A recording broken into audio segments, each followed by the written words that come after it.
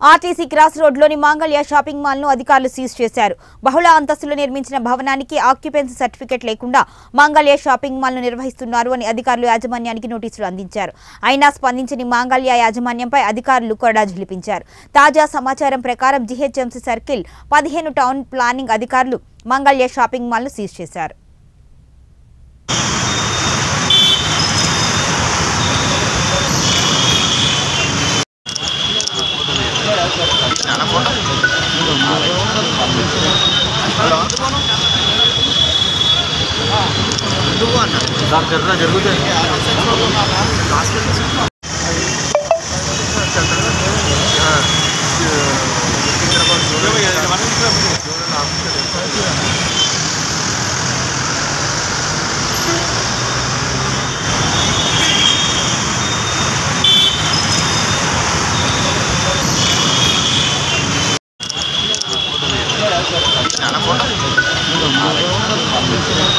Halo.